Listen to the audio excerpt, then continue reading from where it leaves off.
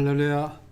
주님의 이름으로 문안드립니다. 우리 다 같이 사도신경으로 신앙 고백하심으로 1월 14일 금요일 새벽 예배를 시작하겠습니다. 나는 전능하신 아버지 하나님 천지의 창조주를 믿습니다.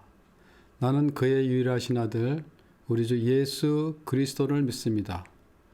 그는 성령으로 잉태되어 동정녀 마리아에게서 나시고 본디오 빌라도에게 고난을 받아 십자가에 못 박혀 죽으시고 장사된 지 사흘 만에 죽은 자 가운데서 다시 살아나셨으며 하늘에 오르시어 전능하신 아버지 하나님 우편에 앉아 계시다가 거기로부터 살아있는 자와 죽은 자를 심판하러 오십니다.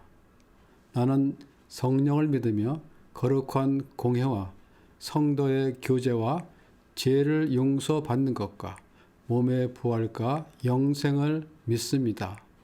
아멘. 하나님 감사합니다. 오늘도 저희들에게 생명 주시고 또 이 예배 자리로 불러주시고 말씀을 듣게 하셔서 감사를 드립니다. 이 시간 저희들의 심령마다 우리 성령께서 함께하여 주셔서 드려지는 이 예배가 주님께 연락되는 귀한 시간이 되게 하여 주시옵소서. 저희들 오늘 하루도 살아갈 때 공급해 주시는 하나님의 은혜와 사랑 가운데 살게 하시고 섬기시는 각자의 삶 현장에서 주님을 힘써 섬기며 주님이 주신 생명의 능력으로 부르심에 합당한 삶을 살아가는 저희들 모두가 되게 하여 주시옵소서. 그래서 가정에서나 일터에서나 주님이 저희를 사용하시는 어느 곳에든지 생명 있는 예수 그리스도의 향기를 마음껏 드러내는 저희들의 삶의 현장이 되게 하여 주시옵소서. 섬기시는 성도님들의 가정을 축복합니다. 하나님의 은혜 가운데 감사와 찬양이 넘쳐나는 각 가정들이 되게 하여 주시옵소서. 이 시간 피로 쓰신 하나님의 말씀을 받습니다. 우리가 이 말씀을 가지고 함께 나누고 묵상할 때 은혜가 넘치게 하여 주시옵소서. 감사를 드리며 우리 주 예수 그리스도의 이름으로 기도드리옵나이다. 아멘. 오늘 우리에게 주신 하나님의 말씀은 창세기 41장 37절부터 45절입니다. 창세기 41장 37절부터 45절 제가 봉독하겠습니다. 바로와 그의 모든 신하가 이 일을 좋게 여긴지라. 바로가 그의 신하들에게 이르되 이와 같이 하나님의 영에 감동된 사람을 우리가 어찌 찾을 수 있으리요 하고 요셉에게 이르되 하나님이 이 모든 것을 내게 보이셨으니 너와 같이 명철하고 지혜 있는 자가 없도다. 너는 내 집을 다스리라. 내 백성이 다 내 명령에 복종하리니 내가 너보다 높은 것은 내 왕자뿐이니라. 바로가 또 요셉에게 이르되 내가 너를 애굽 온 땅에 총리가 되게 하노라 하고 자기의 인장 반지를 빼어 요셉의 손에 끼우고 그에게 세마포 옷을 입히고 금 사슬을 목에 걸고 자기에게 있는 버금 수레에 그를 태우며 무리가 그의 앞에서 소리 지르기를 엎드리라 하더라. 바로가 그에게 애굽 전국을 총리로 다스리게 했더라. 바로가 요셉에게 이르되 나는 바로라. 애굽 온 땅에서 내 허락이 없이는 수족을 놀릴 자가 없으리라 하고 그가 요셉의 이름을 사브낫 바네아라고 하고 또 온의 제사장 보디베라의 딸 아스낫을 그에게 주어 아내로 삼게 하리니 요셉이 나가 애굽 온 땅을 순찰하니라. 아멘.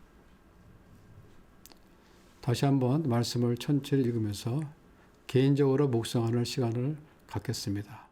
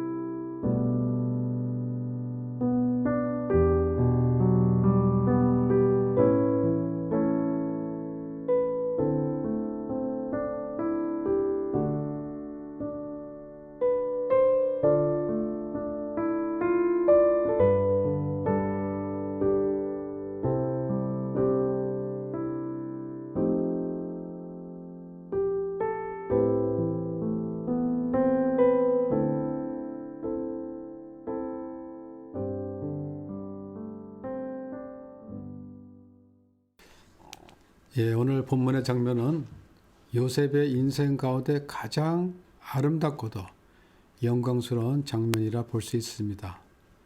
요셉은 자신이 꾸었던 꿈으로 인해 뜻밖의 어려움을 겪고 인생의 가장 밑바닥까지 내려갔지만 또 한 번의 꿈이 기회가 되어서 그의 인생이 반전이 된 것입니다.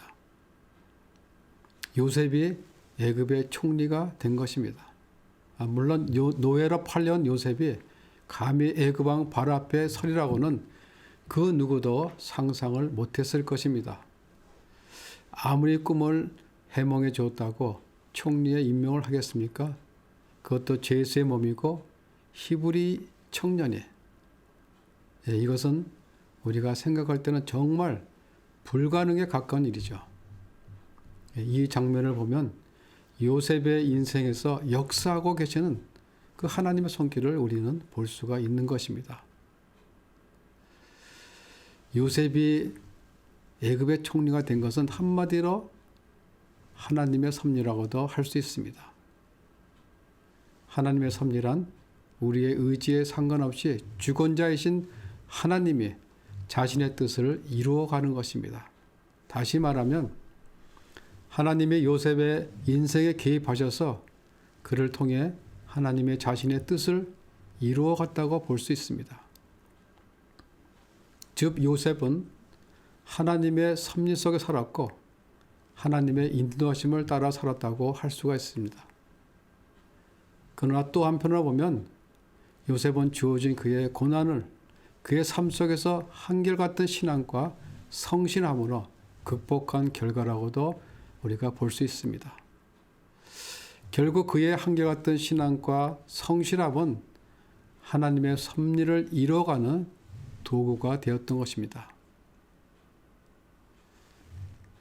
아버지 야곱의 사랑을 많이 받고 자라왔던 그에게는 정말 이해할 수 없는 일들이 그의 삶 속에서 일어났지만은 그는 그 누구도 원망하거나 불평하지 않았습니다. 오히려 처해진 자신의 환경 속에서 더 성실하게 살았습니다. 하나님의 섭리 가운데 그 인도하심에 따라 순응하면서 살았던 것입니다. 총리에 이르기까지 요셉의 인생을 살펴보면 정말 파란만장하고도 변화무쌍한 삶을 살았다고 할 수 있습니다. 형들의 시기로 17살에 애굽의 노예로 팔려간 요셉은 10년이 넘는 그 시간 동안에 애굽의 시위대장 보디발 장군의 집에서 노예 생활을 하게 됩니다. 10년의 세월 속에 요셉은 원망과 분노, 복수심으로 가득 찰 수도 있었습니다. 하지만 요셉은 자신에게 주어진 삶을 원망하거나 불평하지 않았습니다. 요셉은 자신이 처해져 있는 그 삶의 현장에서 자신이 해야 할 일을 꾸준히 그리고 성실하게 감당했던 것입니다. 그렇게 10년의 시간이 지난 후 요셉은 주인 보디발 장군의 눈에 든 것입니다. 요셉의 성실함을 보았던 것입니다. 10년 동안 자신의 집의 종으로 살았으니 그 종이 성실한지 아니면 불성실한지 알 수가 있겠죠. 그래서 보디발 장군은 그를 자신의 집에 가정총무로 삼고 자신의 소유를 다 그의 손에 의탁합니다. 보디발은 그만큼 요셉을 신뢰했던 것입니다. 하지만 그것도 잠시뿐 요셉은 보디발 장군 아내의 유혹을 받아들이지 않은 것으로 인해서 그녀의 관계에 빠져 억울하게 감옥에 갇히게 됩니다. 요셉은 감옥에 2년 동안 갇혀 있으면서도 마찬가지로 그 누구 하나 원망하거나 불평하지 않고 그곳에서도 죄수로서의 자신의 할 일을 충실히 감당하였던 것입니다. 그리고 간수장의 인정을 받아서 옥중의 모든 죄수를 관리하고 모든 재반 사무를 처리하는 그런 위치에까지 올라갔던 것입니다. 그때 요셉은 감옥에 들어온 술 맡은 자와 떡 굽는 자의 꿈을 해몽해 주었고, 요셉의 해몽대로 술 맡은 자는 관직에 회복되었고 떡 굽는 자는 처형이 되었습니다. 그러나 관직에 회복된 술 맡은 자는 요셉을 기억하지 못하고 잊었던 것입니다. 그리고 세월이 흘러 2년이 흐르 애굽 왕 바로가 꿈을 꾸게 되었고, 그때 술 맡은 관원이 요셉을 기억하고 그를 청구하게 된 것입니다. 그리고 드디어 요셉이 바로 왕 앞에 나가서 꿈을 해석하게 된 것입니다. 정말 이 드라마틱한 이야기 속에, 그 이야기 속에는 하나님의 섭리가 있었던 것입니다. 17세에 애굽의 종으로 팔려가 13년이 흐른 뒤 30세에 상상하지도 못한 애굽의 제2인자의 자리에 오르게 된 것입니다. 요셉의 한결같은 신앙과 그의 성실함이 바로의 앞에 서게 되는 계기가 되었지만은, 중요한 것은 하나님이 그와 함께 하셨기 때문입니다. 하나님이 그 자리를 주셨기 때문입니다. 여러분, 무슨 일이든 어떠한 보직이라도 하나님이 주셔야 합니다. 아무리 내가 계획하고 아무리 내가 애를 쓴다고 해도 하나님이 주시지 않으면 할 수가 없는 것입니다.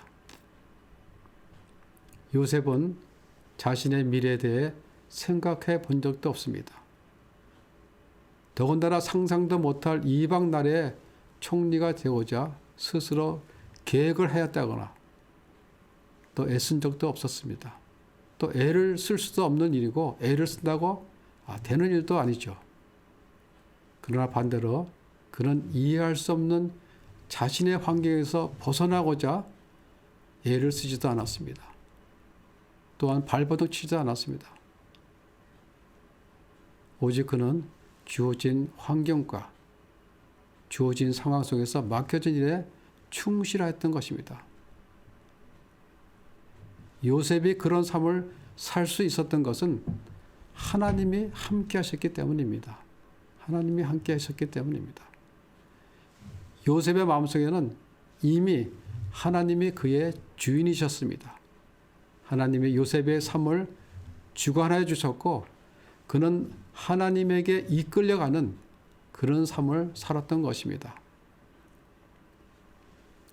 형들에 의해 노예로 팔려가도, 또 보디발의 아내의 관계로 누명을 쓰고 억울한 녹살을 하여도 요셉은 한마디 불평이나 그 누구도 원망하지 않았습니다.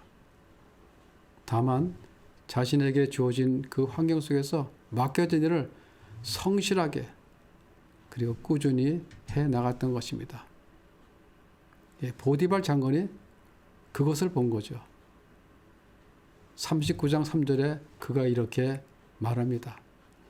여호와께서 그와 함께 하심을 보며 또 여호와께서 그의 범사에 형통하게 하심을 보았더라. 이방인 보디발 장군의 눈에도 요셉이 그렇게 보였던 것입니다. 그것이 오늘 본문인 38절에서 애굽왕 바로의 입술을 통해 고백된 요셉의 인생입니다. 요셉의 인생. 38절을 보겠습니다. 바로가 신하들에게 이르되 이와 같이 하나님의 영에 감동된 사람을 우리가 어찌 찾을 수 있으리요. 요셉을 하나님의 영에 감동된 사람이다 라고 말합니다. 지금 이 말은 하나님을 믿는 사람이 아니라 하나님을 알지 못하는 애굽의 왕 바로의 입술에서 나온 말입니다. 바로는 청년 요셉의 그 담대한 모습을 보면서 뭔가 보이지 않는 어떤 강력한 힘이 그를 붙들고 있다는 것을 느꼈던 것 같습니다. 보디발 장군이 요셉을 보면서 하나님이 함께하는 사람이라고 그렇게 말했듯이 바로도 오늘 요셉의 모습 속에 하나님의 영이 함께하심을 보았기 때문입니다. 바로의 꿈을 해석하러 바로 앞에 서서 그의 질문에 대답하는 그 요셉의 모습 속에는 요셉 안에서 일하시는 하나님만 보였던 것입니다. 16절에 보면 바로가 요셉에게 이렇게 말합니다. 너는 꿈을 들으면 능히 푼다 하더라. 그때 요셉이 이렇게 대답합니다. 그것은 내가 아니라 하나님께서 당신에게 편안한 대답을 하실 것이라고 합니다. 요셉은 스스로 자신이 꿈 해석의 능력자인 것처럼 말할 수도 있었을 것입니다. 그러나 꿈을 해석하는 것은 내가 아니라 하나님이시다고 말합니다. 그리고 바로가 자신의 꿈을 요셉에게 말해주면서 이 땅에 점술가에도 말하였으나 풀이해주는 사람이 없다고 그렇게 말을 할 때도 요셉은 이렇게 대답합니다. 25절에서 보면 당신의 꿈은 하나님이 그가 하실 일을 당신에게 보이실 것이라. 당신에게 보이실 것이라 이렇게 말하고 있습니다. 그리고 이어서 32절에서도 보면 하나님이 이 일을 정하였으며 하나님이 속히 행하실 것이라고 요셉은 바로에게 말합니다. 바로의 앞에 선 요셉이 거듭해서 바로에게 대답하는 것이 뭐예요? 한마디로 이 모든 것이 누구에게 달렸다고 합니까? 하나님 손에 달려있다고 그는 선포하고 있는 것입니다. 하나님께서 대답하실 것이고 하나님이 하실 일을 보이실 것이고 그리고 그 일을 하나님이 행하실 것이라고 요셉은 바로에게 말하고 있는 것입니다. 지금 요셉은 당시 막강한 힘을 가진 애굽왕 앞에 서 있는 것입니다. 조금이라도 바로의 신기를 건드리는 해석을 했다거나 혹은 틀린 해석을 했다가는 당장 처형입니다. 더군다나 죄수의 몸이고 노예 신분으로서 당연하죠. 그러나 요셉은 불길한 꿈을 꾸고 범인하는 이방의 최고 실력자 바로 앞에 서서 담대히 그리고 확실하게 역사의 주관자이신 하나님을 선포하고 있는 것입니다. 요셉은 바로가 생각하는 이방인의 신들이 아니라 요셉이 믿는 역사의 주관자 되시는 그 하나님을 보여준 것입니다. 요셉은 자신이 아니라 모든 것이 하나님으로부터 온 것이며 하나님이 하실 것이라고 분명히 고백하고 있는 것입니다. 여러분, 요셉의 삶에서 그의 행동과 그의 말의 주어는 무엇입니까? 주어. 그를 사랑하는 아버지 야곱도 아닙니다. 그의 주어는 요셉 자신도 아니었습니다. 그것은 바로 하나님이었습니다. 여러분의 인생에 있어서 주어는 무엇입니까? 나입니까? 아니면 내가입니까? 나는 또는 내가라고 하면 우리의 삶의 주어는 하나님이 아니라 내가가 되는 것입니다. 하나님이 여러분 삶의 주어가 되길 바랍니다. 내가 아니라 하나님이 대답하실 것이고 내가 아니라 하나님이 보여주실 것이고 또 하나님이 이 일을 행하실 거라고 그렇게 고백하실 때 함께 하신 하나님이 여러분의 삶을 인도하실 것입니다. 여러분의 앞길을 보여주시고 여러분의 삶을 형통케 하실 것입니다. 요셉으로 인해 보디발 집에 하나님께서 형통함을 주셨듯이 여러분들을 모든 사람들의 축복의 통로가 되게 하실 것입니다. 요셉의 인생의 주인은 하나님이셨고 요셉은 그 안에 있었습니다. 우리가 영어 성경에 보면 하나님의 영에 감동된 사람을 이렇게 말합니다. A man in whom is in the spirit of God. 직역을 하면 하나님의 영 안에 있는 사람입니다. 주님 안에 거하면서 하나님의 영이 그 사람의 생각과 마음속에 가득한 사람. 다시 말하면 하나님이 함께하는 사람이라고 할 수 있습니다. 하나님의 영에 감동되었다는 것은 뭔가 특별한 것을 말하는 것은 아닙니다. 우리의 어떤 순간이든 어떠한 환경이나 상황 속에서도 하나님이 우리와 함께 계시고 우리는 그 안에 있는 것입니다. 바울이 쓴 서신서를 보면 바울이 제일 많이 사용한 단어가 있습니다. 그것이 뭐죠? In Christ. 주 안에서입니다. 주 안에서. 바울이 많은 고난과 핍박 그리고 어려운 환경 속에서도 주님의 사명을 잘 감당할 수 있었던 것, 그리고 수많은 고난과 핍박을 이겨나갈 수 있었던 것은 그가 바로 주 안에 있었기 때문입니다. 중요한 것은 우리가 어떠한 어려운 상황과 환경에 처하든 그것을 어떻게 헤쳐나갈까 고민하거나 두려워하지 말고 그 주어진 환경 속에서 그냥 주님 앞에 거하는 것입니다. 모든 것을 주님께 맡기는 것입니다. 주님이 우리와 함께 하시고 우리가 주님 안에 거한다면 어떠한 어려운 환경과 상황 속에 있더라도 하나님은 우리의 앞길을 열어주시고 미래를 책임져 주신다는 것입니다. 하나님은 우리가 어려울 때 피할 게 열어주시고 부족할 때 공급해 주십니다. 우리는 하나님이 인도하시는 대로 하나님이 이끄시는 대로 따라가기만 하면 되는 것입니다.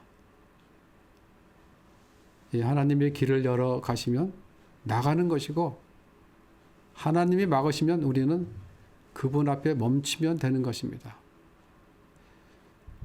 그런데 자꾸 우리는 어떻습니까? 지금 내가 처한 환경이 마음에 들지 않아서 원망하거나 불평하면서 더 좋은 환경을 가려고 주님의 테두리에서 벗어나려고 애쓰고 있지는 않은지요. 내 앞일과 현재가 답답하고 앞이 보이지 않는다고 또는 할 일이 많고 바쁘다는 이유로 우리는 주님을 떠나려 하고 있지는 않은지요. 요셉은 그의 인생을 계획하지 않았습니다. 요셉은 노예로서 또 죄인으로서의 자신의 인생을 바꾸려고도 하지 않았습니다. 그는 다만 하나님을 의지하며 그분 안에 거하여 있었던 것뿐입니다.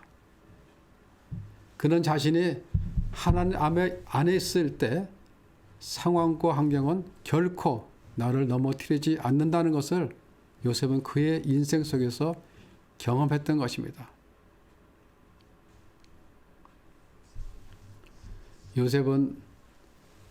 하나님은 요셉에게 꿈에 대한 해석만 주신 것이 아니라 그에게 명철과 지혜를 주셔서 앞으로 어떻게 해야 할 대비책도 주셨던 것입니다. 우리가 24절에서부터 36절에 보면 그 대비책이 잘 설명되어 있습니다. 그것은 장차 올 7해 풍년 동안에 애굽 땅의 5분의 1의 곡식을 거둬 각 성읍에 쌓게 하고 그리고 그 곡식을 다가올 7해 동안의 흉년을 대비하는 것입니다. 이 요셉의 대안을 듣고 바로와 모든 신하들이 이 일을 좋게 여겼다라고 성경은 기록하고 있습니다. 요셉의 그 대안을 듣고 왕뿐만 아니라 모든 신하들이 좋게 여겼다. 그 대안에 동의했다라는 것은 있을 수가 없는 일입니다. 여러분 한번 그 상황을 상상해 보십시오. 그것에 있었던 모든 신하들과 점술가들은 상당히 긴장했었을 것입니다.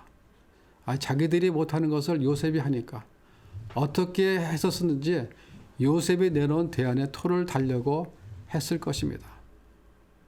그러나 요셉의 그 대안은 너무나도 완벽했기 때문에 그 누구도 그것에 대해서 뭐라고 할 사람이 없었던 것입니다. 그가 가진 명철과 지혜는 하나님의 영에 감동된 결과였습니다. 여러분, 하나님의 영에 감동되면 미래를 내다보는 통찰력이 생기는 것입니다. 미래를 내다보는 통찰력. 요셉이 바로에게 제시한 대안이 얼마나 명쾌하고 확실했는지 바로는 칭찬이 아니라 극찬을 합니다. 39절에 보면 바로가 이렇게 말합니다. 하나님이 이 모든 것을 내게 보이셨으니 너와 같이 명철하고 지혜 있는 자는 없도다. 너와 같이 명철하고 지혜 있는 자는 아직도 한 사람도 보지 못했다는 것입니다. 그것은 성령께서 요셉의 입술을 주장하시고 바로의 마음을 감동시켰기 때문에 일어난 일입니다. 요셉은 그의 인생에서 하나님의 능력과 살아 역사하시는 하나님을 이렇게 매 순간마다 경험하였던 것입니다. 여러분, 우리가 주님 안에 있으면 하나님 영에 이끌려 산다면 요셉의 삶 속에서 역사하셨던 그 하나님이 여러분들의 삶 속에도 똑같이 역사하실 것입니다. 하나님께서 요셉에게 주신 명철과 지혜도 여러분에게 똑같이 주실 것입니다. 그래서 어떠한 환경이나 상황 속에서도 주어진 일들을 잘 대처나갈 수 있도록 하나님께서 여러분에게 대답해 주실 것이고 또 보여주시고 하나님께서 행하여 주실 것입니다. 여러분의 인생의 길을 형통하게 하여 주실 것입니다. 요셉은 총리로 임명을 받은 후 많은 변화가 옵니다. 42절과 43절에 보면 바로가 애굽의 전권을 위임하는 표시로 자기의 인장바지를 빼서 요셉의 손에 끼우고 또 그에게 세마포 옷을 입히고 금 사슬을 목에 걸어줍니다. 또한 자기에게 있는 버금 수레에 그를 태우고 행진을 합니다. 버금 수레는 지금의 말로 하면 대통령이 타는 의전용차 같은 것입니다. 그것은 바로 외에 이 나라의 요셉보다 높은 자가 없다는 것을 공식 확인해 주는 것입니다. 그리고 45절에 보면 바로가 요셉의 이름을 뭐라고 바꾸죠? 사브낫 바네아. 사브낫 바네아. 이건 애굽식 이름입니다. 요셉은 더 이상 노예가 아니고 요셉은 더 이상 제수도 아니고 애굽의 총리로서의 직위를 인정받도록 애굽식 이름을 지어진 것입니다. 그리고 온의 제사장 보디베라의 딸 아스낫을 아내로 삼게 합니다. 온은 애굽의 신인 태양신을 섬기는 작은 도시입니다. 즉 요셉은 이방 우상을 섬기는 제사장의 사이가 된 것이죠. 당시 애굽의 제사장은 상당한 권력을 행사할 수 있는 그런 직책이었습니다. 우상을 섬기는 권력과의 가문과 관계를 맺은 것이죠. 엄청난 변화가 일어난 것입니다. 요셉의 삶에서. 사실 이러한 일들은 요셉의 의지와 상관없이 이루어졌으나 요셉은 이 또한 주어진 환경과 그 상황을 받아들입니다. 그런데 요셉에게 있어서 그 인생의 중요한 도전이 이 순간부터 시작되는 것입니다. 요셉은 그의 인생에서 더 이상 맛볼 수 없을 만큼 가장 놀라운 부귀와 영안을 누릴 수 있게 되었고 그리고 애굽의 제2인자의 자리에 오른 요셉은 실로 막강한 권력을 수호하게 된 것입니다. 여러분, 이런 막강한 자리에 오르면 생각이 바뀔 수가 있겠죠. 자신에게 주어진 권력을 남용해서 더 많은 부를 축적할 수도 있었고 또 마음만 먹으면 정말 못할 것이 없는 그러한 위치에 요셉은 있었던 것입니다. 그때 요셉의 마음은 어땠을까요? 지도자들 중에는 존경을 받는 분들도 계시지만 지탄을 받는 분들도 계십니다. 한 나라의 지도자가 국민들의 지탄을 받고 넘어지는 것은 왜 그렇습니까? 그것을 결정하는 것이 무엇이죠? 지도자로서 자신의 영예를 위해 살았는가 아니면 국민의 영예를 위해 살았는가입니다. 그에게 주어진 권력을 어떻게 사용했느냐에 있는 것입니다. 우리가 고린도전서 10장 12절에 하면 이런 말씀이 있죠. 그런즉 선질로 생각하는 자는 넘어질까 조심하라. 선질로 생각하는 자는 넘어질까 조심하라 하십니다. 사람들은 어렵고 힘들 때보다는 인생이 잘 풀리고 잘 나가고 있을 때 넘어지기가 쉽다는 것입니다. 그러나 요셉은 주어진 부와 영화 가운데 타락하지 않고 막강한 권력을 가진 자로서 그 권력을 남용하지 않았습니다. 세상과 타협하지 않았습니다. 상황이 환경이 어떻게 바뀌어든 간에 요셉은 예전과 같이 한결같은 마음으로 변화된 환경에 전혀 흔들리지도 동요되지도 않았던 것입니다. 46절 마지막에 보면 온 땅을 순찰하니 라고 이렇게 적혀 있습니다. 이 말은 총리 요셉의 모습을 잘 말해주고 있는 것입니다. 요셉은 전 지역을 돌면서 조사를 한 것입니다. 하나님이 주신 그 대안대로 다가올 흉년을 대비하여 하나씩 준비하였던 것입니다. 요셉은 자신에게 맡겨진 일들을 성실히 그리고 충실하게 준행해 나갔던 것입니다. 환경과 상황이 바뀌어도 요셉은 하나도 바뀌지 않았습니다. 하나님의 영이 그의 생각과 마음속에 항상 있었던 것입니다. 한결같은 그의 신앙과 성실함은 요셉을 한 시대를 책임지는 위대한 지도자로 만든 것입니다. 우리가 창세기 마지막 장인 50장 24절과 25절의 말씀을 보면 요셉이 자신의 죽음을 앞두고 하는 말입니다. 요셉이 이르되 나는 죽을 것이나 하나님이 당신들을 돌보시고 당신들을 이 땅에서 인도하여 아브라함과 이삭과 야곱에게 맹세하신 땅에 이르게 하시리라 하고 요셉이 또 이스라엘 자손에게 맹세시켜 이르기를 하나님이 반드시 당신들을 돌보시리니 당신들은 여기서 내 해골을 메고 올라가겠다 하라 하였더라. 요셉은 애굽의 총리로서 자신의 유고를 애굽의 왕들처럼 거대한 피라미드에 장사할 수도 있었습니다. 하지만 요셉은 자신의 유고를 하나님이 약속하신 그 땅에 들어갈 때 가져와 달라고 그렇게 말하고 있는 것입니다. 이것은 뭘 의미하겠습니까? 죽는 마지막 순간까지 요셉의 마음이 하나님에게서 멀어지지 않았음을 우리에게 보여주고 있는 것입니다.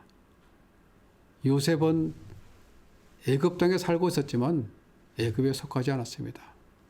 요셉은 이방인의 사이였지만은 이방 신에 속하지 않았습니다. 그는 하나님 나라와 약속의 땅에 속해 있었던 것입니다.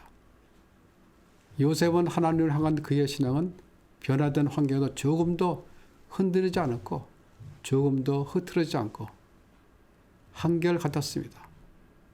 요셉은 끝까지 하나님의 영에 감동된 하나님이 함께한 사람이었습니다. 여러분, 하나님의 영에 감동된 사람은 가정을 살릴 수 있고 교회를 바르게 세워나갈 수 있습니다. 그리고 나라를 바르게 이끌어 나갈 수 있습니다. 하나님의 영에 감동되어 주님의 뜻에 귀히 쓰임받은 요셉처럼 여러분 모두가 그렇게 되시기를 축복합니다. 요셉으로 인해서 하나님께서 보디발 그 집에 형통함을 주셨듯이 여러분들 모두가 모든 이들의 복의 통로, 은혜의 통로가 되시기를 주의 이름으로 축원합니다. 기도하겠습니다. 하나님 감사합니다. 오늘도 주신 귀한 말씀에 감사를 드립니다. 주신 말씀이 저희들의 마음밭에 심겨져서 우리가 오늘 하루로 살아갈 때 생명의 양식이 되게 하여 주시옵시며, 오늘 하루도 살아갈 때 그 심겨진 말씀으로 인하여 하루 종일 주님 앞에 거하는 그러한 삶을 살게 하여 주시옵소서. 요셉처럼 우리가 어떠한 환경과 상황 속에 있더라도 우리가 함께 하시는 하나님을 의지하며 주어진 삶의 현장에서 한결같은 듯 신앙과 성실함으로 그 가운데서 주님의 뜻을 깨달아서 주님의 기쁜 뜻을 이뤄가는 저희들 모두가 될 수 있도록 아버지께서 인도하여 주시옵소서. 감사를 드리며 우리 주 예수 그리스도의 이름으로 기도드리옵나이다. 아멘. 하늘에 계신 우리 아버지, 아버지의 이름을 거룩하게 하시며 아버지의 나라가 오게 하시며 아버지의 뜻이 하늘에서와 같이 땅에서도 이루어지게 하소서. 오늘 우리에게 일용할 양식을 주시고 우리가 우리에게 잘못한 사람을 용서하여 준 것 같이 우리 죄를 용서하여 주시고 우리를 시험에 빠지지 않게 하시고 악에서 구하소서. 나라와 권능과 영광이 영원히 아버지의 것입니다. 아멘.